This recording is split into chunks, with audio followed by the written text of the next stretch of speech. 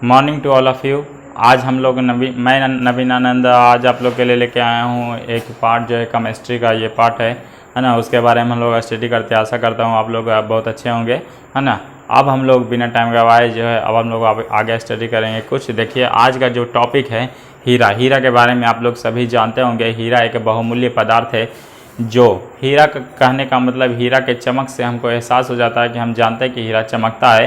हीरा कहने के साथ ही मन में एहसास होता है कि हीरा उजला होता है ना। लेकिन हीरा वास्तविक में अलग अलग बहुत सारे विभिन्न रंगों में पाया जाता है, ठीक है। हीरा नीला भी होता है, ब्लू भी होता है, लाल कलर का भी होता है, मानिक जिसको बोलते हैं। अलग अलग रंग के हीरा पाए जाते हैं। काला रंग का हीरा को कार्बोनेट कहा जाता है या वोट कहा जाता है। तो ये सब बहुत सारे प्रकार के हीरे हैं जिसके बारे में आज हम थोड़ा सा डिटेलिंग के बारे में जानेंगे।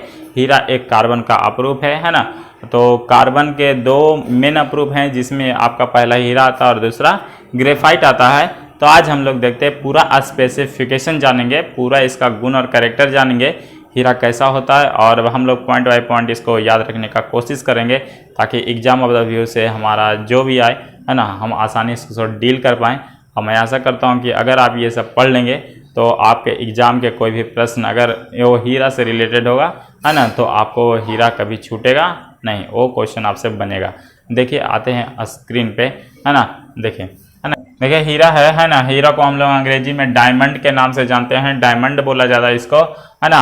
और जो इसका व्यापारी होता है उसको बोलते हैं डायमंड व्यापारी या जौहरी के नाम से जाना जाता है। जो हीरा को असली पहचान पाता है, असली पहचान जो बताता है हीरा के बारे में, उसको हम लोग डायमंड या जौहरी कहते हैं, है ना। हीरा एक मैस्कुलिन जेंडर है क्योंकि हम लिखते हैं हीरा चमकता है ना। हीरा चमकता है यानी कि इसको मैस्कुलिन जेंडर में रखा जाता है ना। तो अब हम लोग देखते हैं इसका स्पेसिफिकेशन। ये कार्बन का अपरूप है। कार्बन का दो मुख्य अपरूप हैं जिसमें एक हीरा है और दूसरा ग्रेफाइट होता है। कार्बन के दो ही अपरूप है जिसमें एक हीरा और दूसरा ग्रेफाइट। दो अपरूप हम यहाँ पे लिख देते हैं। पहला हीरा है और दूसरा आपका ग्रेफाइट है ना। ये दोनों एक नन कंडक्टर है। हीरा नन कंडक्टर होता है जबकि ग्रेफाइट कंडक्टर होता है। हीरा कठोर होता है जबकि ग्रेफाइट मुलायम होता है। हम ग्रेफाइट में जब जाएंगे तो उसमें बात करेंगे ग्रेफाइट के बारे में।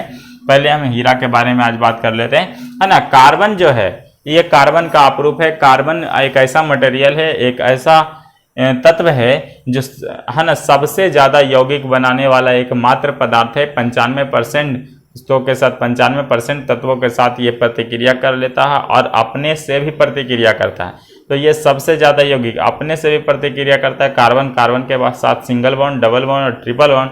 कार्बन नाइट्रोजन के साथ सिंगल बॉन्ड, डबल बॉन्ड और ट्रिपल बॉन्ड। तो कार्बन ऑक्सीजन के साथ सिंगल बॉन्ड और डबल बॉन्ड। ये सारे जो प्रतिक्रिया करता है, इतनी सारी ये प्रतिक्रियाएं करता है कि इसका दुनिया में अभी तक का सबसे ज़्यादा यौगिक बनाने का रिकॉर्ड है।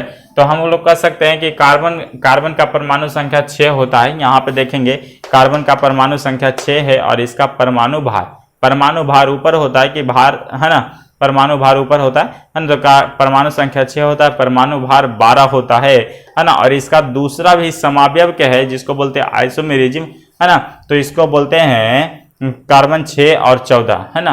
तो कार्बन 6, 14 इससे ज़्यादा मतलब टिकाऊ होता है, बहुत दिनों तक, बहुत डिकम्पोज बहुत देरी से होता है। निकलने का मतलब जैसे हम लोग फीमर की हड्डी जिसको बोलते हैं जांघ की हड्डी, ये उसकी जो हड्डियां होती है उसमें जो कार्बन का इस्तेमाल किया जाता है या कार्बन जो जिस कार्बन से बना होता है उसको कार्बन 6, 14 के नाम से जानते हैं। ये बहुत धीरे धीरे डिकम्पोज होता है, ठीक है। और उसके बाद एक कार्बन यहाँ पे, है ना।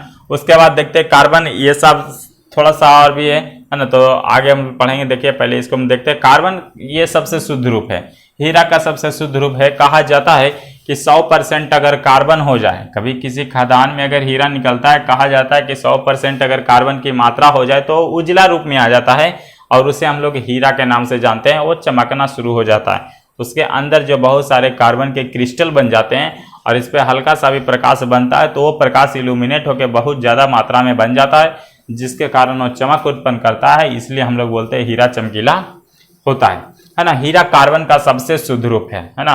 अगर बोला जाता है कि 100% अगर कार्बन की मात्रा हो जाए तो उसको हीरा कहा जाता है।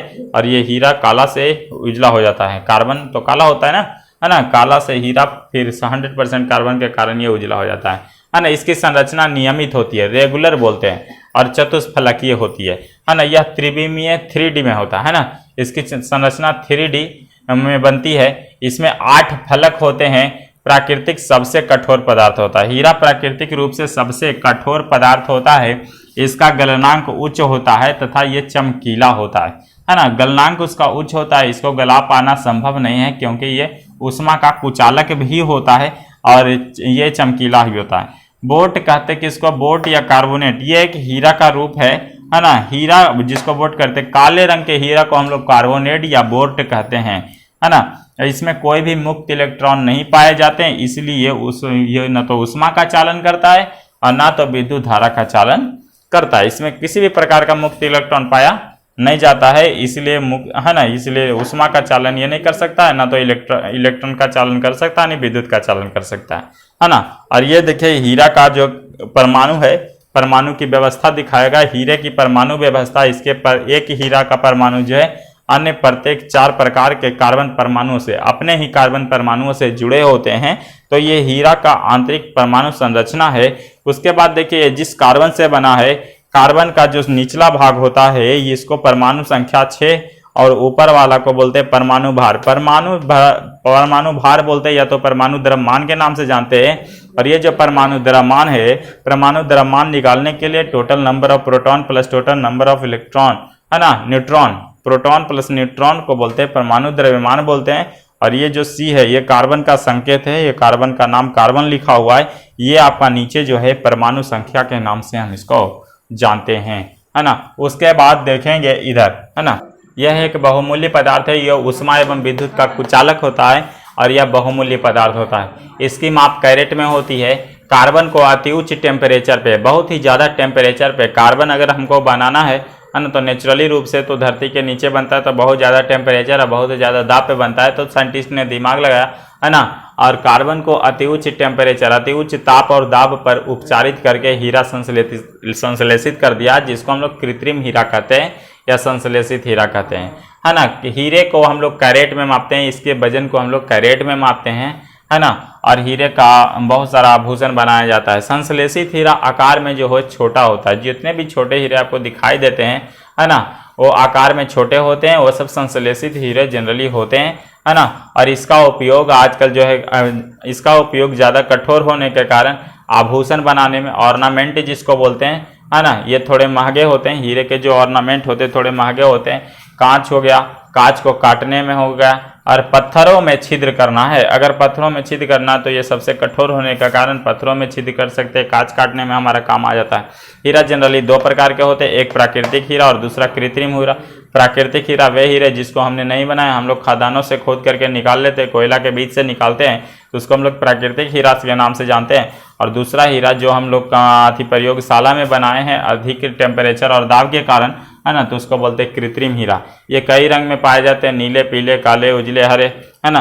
तो अलग अलग रंग में ये पाए जाते हैं और इसका प्रयोग हम लोग गहना बनाने में करते हैं और बहुत सारी कीमती वस्तुओं को बनाने में, निर्माण में करते हैं, है ना। आजकल जो ये सब का ट्रेंड हो गया है, जितनी ज़्यादा महंगा वस्तुएं हैं उसको बनाने के लिए स्पेशल ऑर्डर दिया जाता है और उसमें हीरे वगैरह जड़ दिए जाते हैं, जिससे वो क्या हो जाते हैं, महंगे हो जाते हैं, है ना। तो यहाँ पर देखिए हीरा का संरचना के बारे में दिखाया गया। ये फलकीय है ना, ये फलक जैसा है ना। ये हीरा का संरचना है, आंतरिक संरचना है, बहुत ही जटिल संरचना है इसकी, इसलिए, है ना, इतनी जटिल संरचना होने के कारण, इतना क्रिस्टल होने के कारण इसमें हल्के से भी लाइट जाएगी, है ना। तो है ना, इसके हर क्रिस्टल पे जहाँ जहाँ है वहाँ पे, है ना, रिफ्रैक्शन होने के कारण इसकी लाइट बढ़ जाती है और अचानक तेज रूप में इसकी लाइट निकलती है, जिसको हम लोग चमक के रूप में जानते हैं। इल्यूमिनेट के होकर लाइट निकलती है, जिसको हम लोग बोलते हैं हीरा क्या हो रहा है, चमक रहा है ना। इसमें थोड़ी सी लाइट जाती है, ज़्यादा मात्रा में लाइट निकलती है, तो हम लोग बोलते हैं हीरा चमक रहा है ना। और कार्बन जो है यहाँ पे देखिए, कार्बन ऑक्सीजन के साथ सिंगल बॉन्ड के साथ